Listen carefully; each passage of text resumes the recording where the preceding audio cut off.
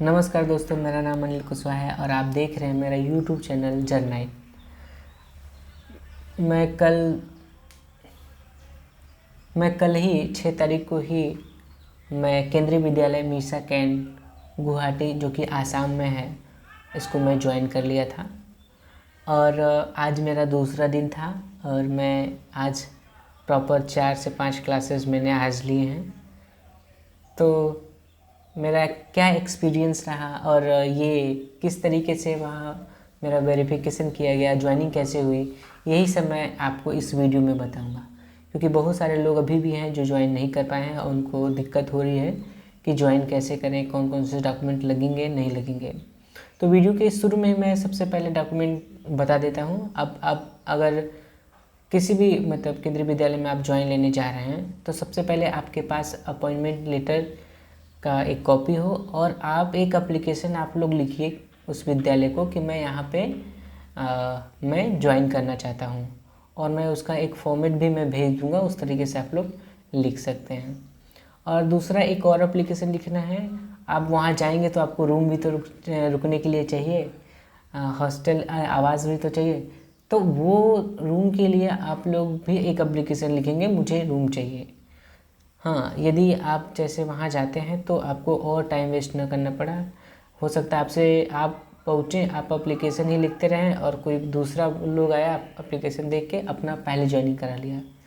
तो जो सबसे पहले ज्वाइन कराता है उसमें वो सीनियर में आता है। जैसे 1 दिन का सीनियर हो गया, 2 दिन का सीनियर हो गया आपसे।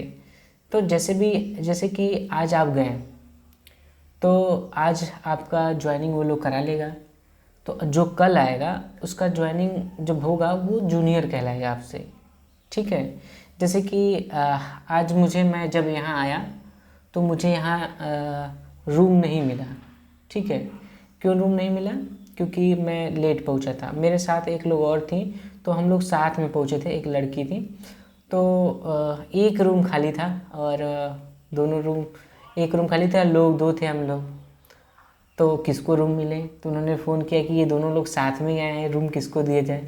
तो वहाँ फ़ोन किए हैं वो अपने ऑफिस में, तो उन्होंने लोग ने बताया कि जिसका डेट ऑफ बर्थ यानी जो ज़्यादा उम्र का हो उसको रूम दे दिया जाए। तो मेरा उम्र कम था, उनका ज़्यादा था, तो उनको मिल गया। तो ऐसा भी हो सकता है आप लोगों के साथ। तो आप पहले रूम पे पहुँचें, अपने कॉलेज स्कूल में, ताकि आपको पहले ही हर सुविधाएँ मिल जाए। अब देखिए, जैसे मुझे आज नहीं मिल पाया है, तो अब क्या होगा कि अब आगे भी कभी रूम कोई खाली होगा तो एज मैं सीनियर हो गया, क्योंकि अब मेरे बाद जो आएगा तो उनको रूम नहीं मिलेगा, लेकिन उनसे पहले मैं आया हूँ तो मुझे रूम मिलेगा ही।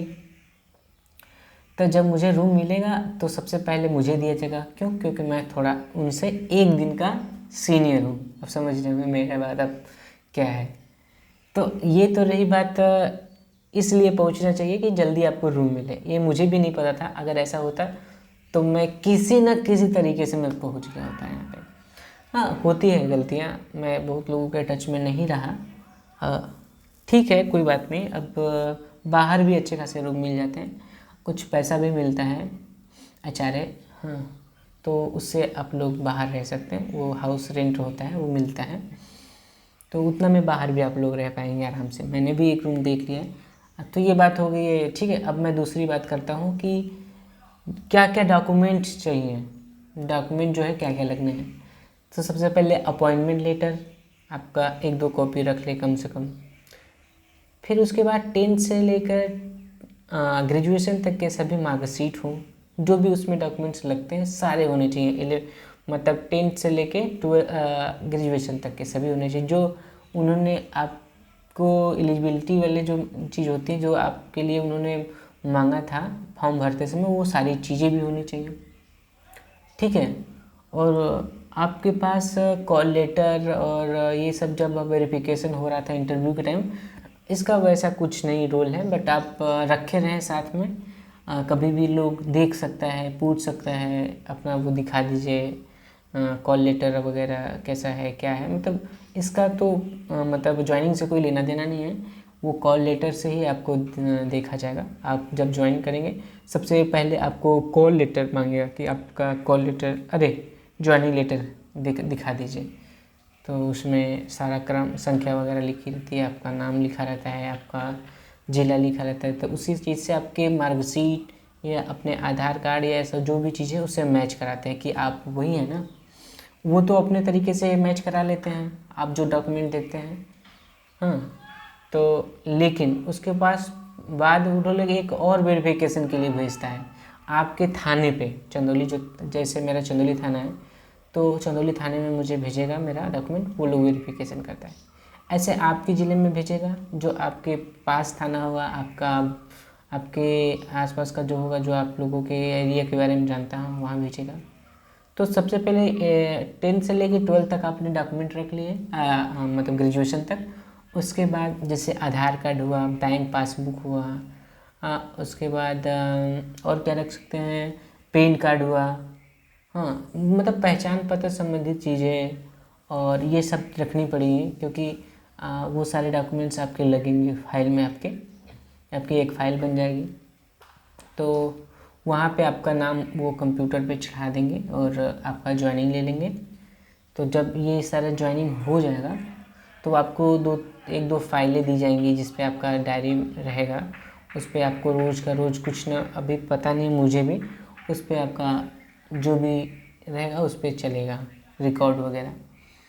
तो इस तरीके से फिर प्रॉपर आपको जैसे ही आपकी ज्वाइनिंग होगी, जैसे आप दोपहर से लंच से पहले ज्वाइनिंग करते हैं, तब से आपका आफ्टरनून से पहले ज्वाइनिंग करते हैं, तब से आपकी सैलरी बनने लगेगी। यदि आप आफ्टरनून के बाद से ज्वाइनिंग करते हैं तब से आपकी सैलरी बनने लगेगी।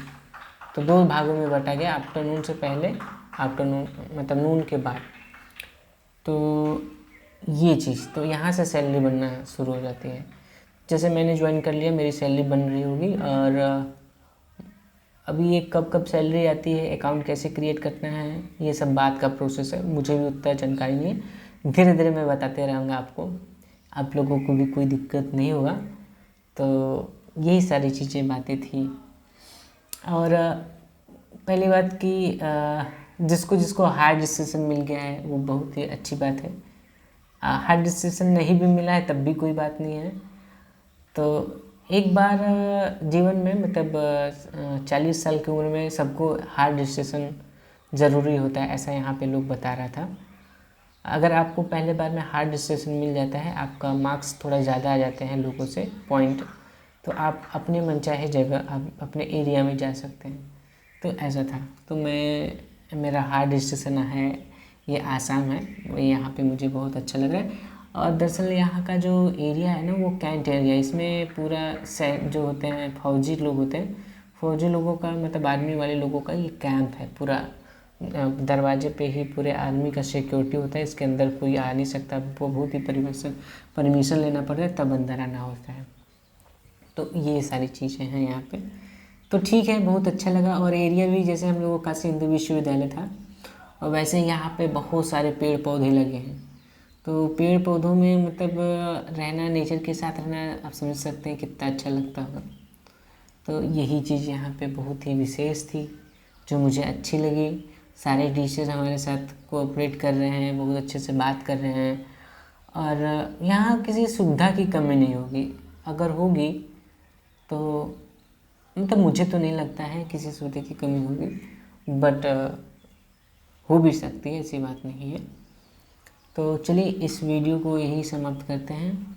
आगे भी इसी तरीके से वीडियो बनाते रहेंगे। अगर आपका कोई प्रश्न है ना तो कमेंट में ज़रूर बताइएगा, मैं उसको पूरा करने की कोशिश करूँगा।